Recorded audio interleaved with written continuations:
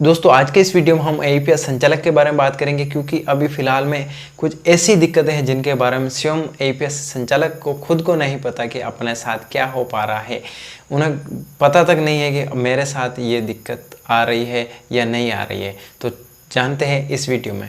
अभी हाल ही में अगर आप ट्रांजैक्शन कर रहे होंगे तो आपको पता होगा कि कुछ बैंकों के अंदर आपको बहुत सारे एरर्स देखने को मिले होंगे, जैसे ट्रांजैक्शन लिमिट का हो सकता है या फिर आपको सर्वर डाउन का इश्यू दिखाया जा सकता है। तो आप ये सोच रहे होंगे कि अभी फ़िलहाल बैंक का सर्वर डाउन है इसलिए ट्रांजैक्शन नहीं हो पा रहे हैं। इसमें आपको बताऊं सबसे ज़्यादा बैंक ऑफ बड़ौदा और एसबीआई के अंदर भी, इसके अलावा भी बहुत सारे बैंकों के आपको ट्रांजैक्शन में प्रॉब्लम आ रही होगी। तो उस समय आप ये सोच सकते हो कि जब आपको ट्रांजैक्शन लिमिट का एरर दिखाई देता है तो आप सोचते होंगे कि इनकी लिमिट हो रखी है, या फिर आपको अगर अकाउंट का सर्वर डाउन दिखाई देता है, बैंक का सर्वर डाउन दिखाई देता है तो आप ये सोचते होंगे कि उस बैंक का अभी फ़िलहाल में सर्वर डाउन है, लेकिन ऐसा नहीं हो रहा है।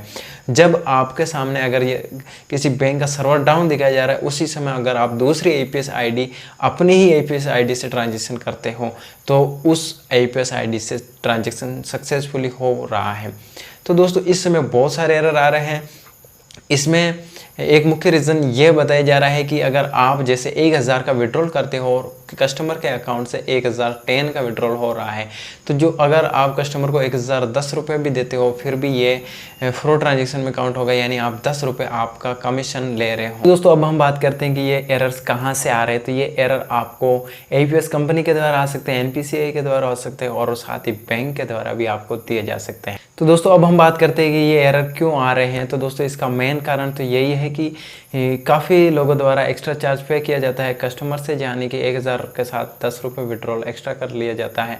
तो इसी कारण से आते हैं, लेकिन जो एईपीएस संचालक नहीं कर रहा उसके साथ भी ये हो रहा है क्योंकि उस कंपनी के द्वारा, जिस कंपनी की एईपीएस आईडी यूज़ कर रहा है, उस कंपनी के द्वारा अदर एईपीएस संचालकों द्वारा ऐसे ट्रांजैक्शन किए जा रहे हैं, तो कभी कभी आपके सामने भी एरर आ जाता है।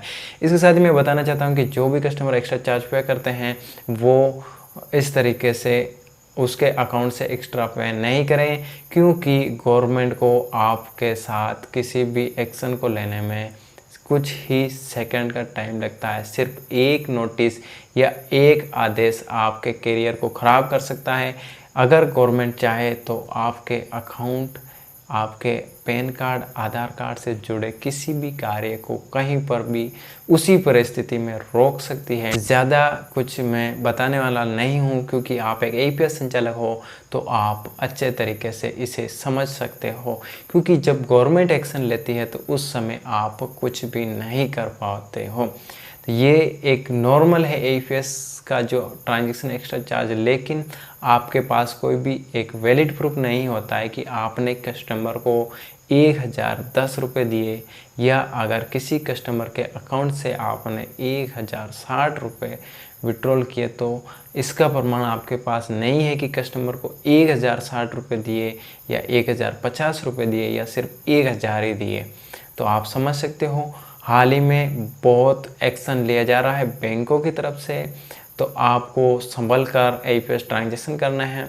आपको पता है कि आपके द्वारा बिल्कुल कम राशि कमाया जाता है एईपीएस के ज़रिए, तो आपको संभल कर ही काम करना है, क्योंकि ऐसा नहीं हो कि इस काम को करते करते जो वर्षों की इनकम रही है एक झटके के अंदर चली जाए। आशा करता हूँ आप एक एईपीएस संचालक हो तो आप बड़े आसानी से मेरे शब्दों को समझ गए होंगे। इसके साथ ही दोस्तों मैं ये बताना चाहता हूँ कि मैं सिर्फ आपको जानकारी देना चाहता हूँ, आपको संकेत देना चाहता हूँ कि इन फ्यूचर आपके साथ क्या हो सकता है।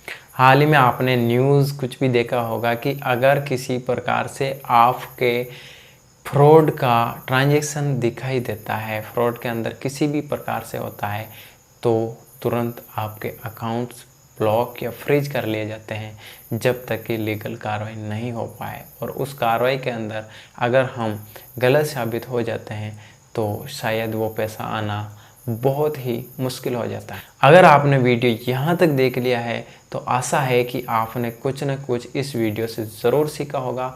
अगर वीडियो पसंद आए तो चैनल को सब्सक्राइब करके हमें सपोर्ट ज़रूर दिखाएं।